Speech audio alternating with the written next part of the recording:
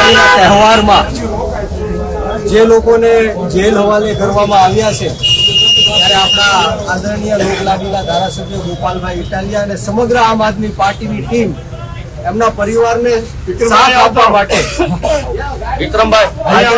આજે ઉત્સવ છે મનાવવા માટે અને હિંમત આપવા માટે જ્યારે આજે આપણે સૌ અહીંયા ભેગા થયા છીએ ત્યારે આપણે સૌએ આ લોકોને સાથ સહકાર આપવાનો છે, આ લોકોને હિંમત આપવાની છે અને આપણી જે લીગલ સેલની ટીમ છે એ જલ્દીમાં જલ્દી આ લોકોને કઈ રીતના બહાર કાઢી શકે એવા પ્રયત્ન કરી રહી છે। ત્યારે આપ સૌનો હું ખૂબ ખૂબ આભાર વ્યક્ત કરું છું અને આગળની વાત ગોપાલભાઈ રજૂ કરશે એવી વાત કરી। આજે આ બોટાદ વોર્ડમાં જે આપણું કરદા કાંડ થયું હતું અને એનો પ્રત્યાઘાત માત્ર ગુજરાતમાં નહીં સમગ્ર દેશમાં પડ્યો છે અને એનું એક આંદોલન કર્યું, એમાં 300 થી વધારે ખેડૂતોની ધરપકડ થઈ, એમાં 85 જણા વળી અપહર થઈ। અત્યારે એ લોકોને આજે રિમાન્ડ પૂરા થતા આ જજીસના બંગલા એ લોકોને રજૂ કર્યા અને અત્યારે કાર્યક્રમ પૂરો થઈ ગયો છે, એ લોકોને ભાવનગર જેલે લઈ ગયા છે। તો હું ત્યારે કહીશ કે આજે ખેડૂતો અત્યારે જેલમાં ગયા છે એ સમગ્ર ગુજરાતના ખેડૂતોનો જે અન્યાય થાય છે ખેતીમાં એના ભાવ માટે એ તમામ અન્યાય સામે મિત્રો જેલમાં ગયા છે। તો આપણે સૌએ અત્યારે દિવાળીનો તહેવાર છે, કાલે બેસતું વર્ષ છે, આપણે સૌએ આપણા પ્રભુ પરમાત્માને એક પ્રાર્થના કરવાની છે કે એના પરિવારના ઘરનો એક સભ્ય આજે સમગ્ર ગુજરાતના 55 લાખ ખેડૂતો માટે મિત્રો જેલમાં ગયા છે। તો આપણે સૌએ એક દીવો કરી અને આ લોકોની માટે આપણે પ્રાર્થના કરવાની છે કે જલ્દીથી આ લોકો રિલીઝ થાય અને પોતાના પરિવારને મળે।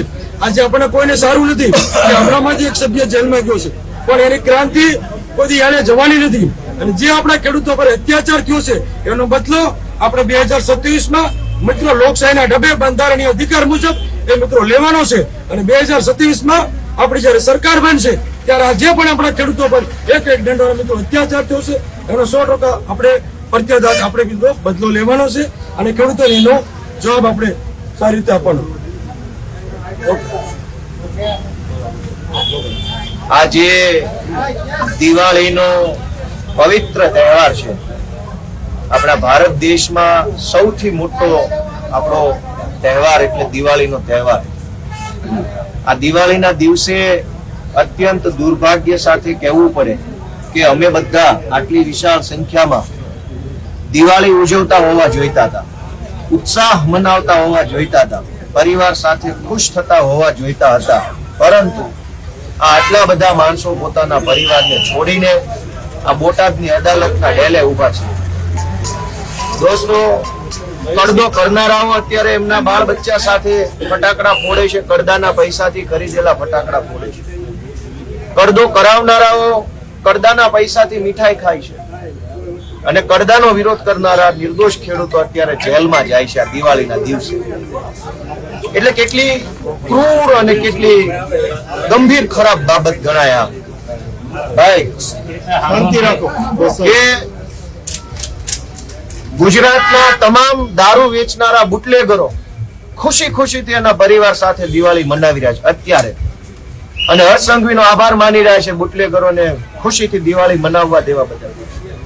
ગુજરાત આખામાં ડ્રગ્સ વેચનારાઓ પોતાના બાળ બચ્ચા સાથે અત્યારે દિવાળી મનાવી રહ્યા છે।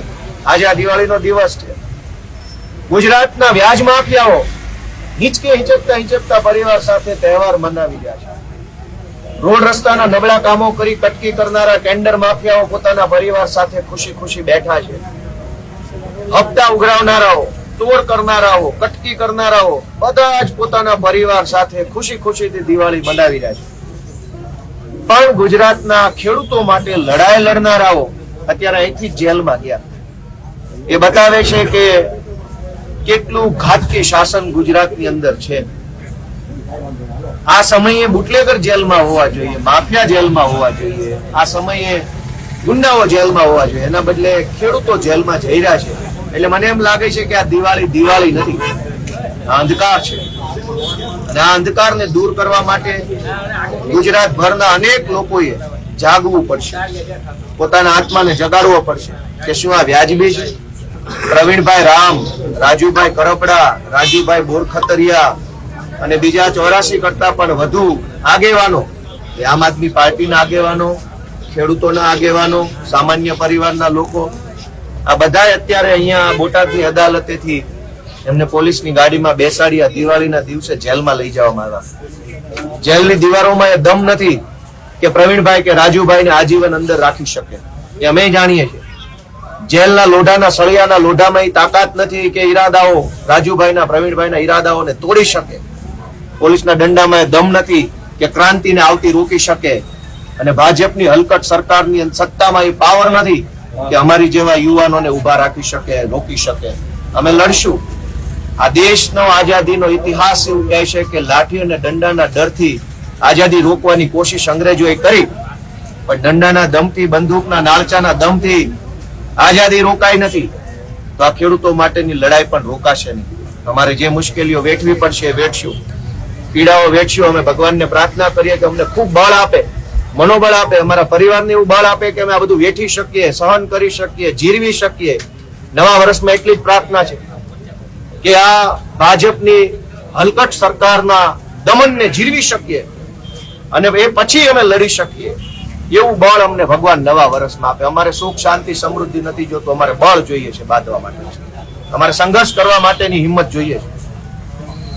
અને હું આજના દિવસે ગુજરાતભરના સૌ ખેડૂતો, સૌ આગેવાનો, અલગ અલગ જ્ઞાતિના બધા જ લોકોને વિનંતી કરું છું કે તમારા દિલ ઉપર હાથ રાખીને વિચારો કે આ રાજુભાઈ કરપડા, પ્રવીણ રામ આ તો હિન્દુ છે, હિન્દુના દીકરા છે, એમના બાળકો હિન્દુ છે, એમની પત્ની હિન્દુ, એમના માં હિન્દુ છે.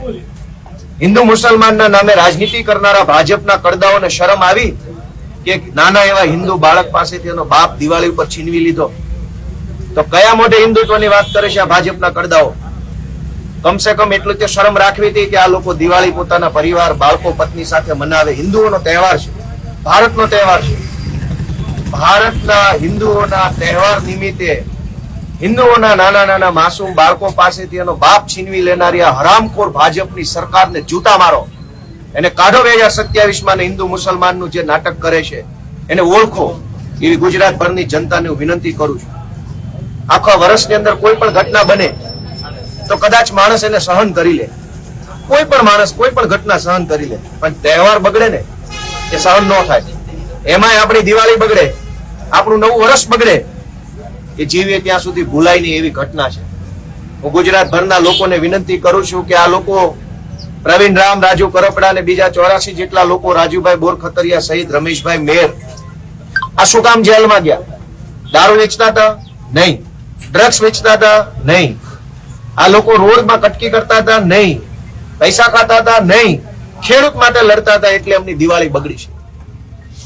ગુજરાતના ખેડૂતોની દિવાળી સુધરે એટલા માટે જેમણે પોતાની દિવાળી બગાડી છે, હસતા મોઢે જેલમાં ગયા છે, એવા સૌ બહાદુર લડવૈયાઓને હું ખૂબ ખૂબ શુભેચ્છાઓ દિવાળીની આપું છું કે તમારું આ બલિદાન, તમારા પરિવારનો આ સંઘર્ષ એળે નહીં જાય. અમે બેઠા છીએ અને સત્તામાં બેઠેલા તમામ પટાવાળાઓને એટલું જ કહેવાનું છે કે તમારી સરકારમાં જેટલો દમ હોય એટલો દમ લગાવી દેજો. અમે જોઈએ કે અમારામાં કેટલો દમ છે, અમારી માએ અમને કેવા જણ્યા છે. અમે લડીશું, સંઘર્ષ કરીશું અને આ દિવાળી નવા વર્ષની અંદર સંકલ્પ લઈએ છીએ કે આ નિર્દોષ બાળકો પાસેથી બાપ છીનવી લેનારી ભાજપની સરકારને 27માં ઘર ભેગા કરવા માટે પૂરો જીવ અને જાન લગાડી દઈશું.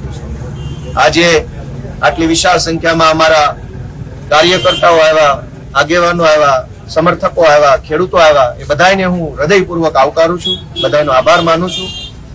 અને બહુ ભારે હૈયે, ભરેલી આંખે બધાને દિવાળીની શુભેચ્છા આપું છું. મન તો થતું નથી કે આવી શુભેચ્છા, કેમ કે એવું ટાણું નથી, છતાંય એક ભારે હૈયે હું સૌને શુભેચ્છા આપું છું.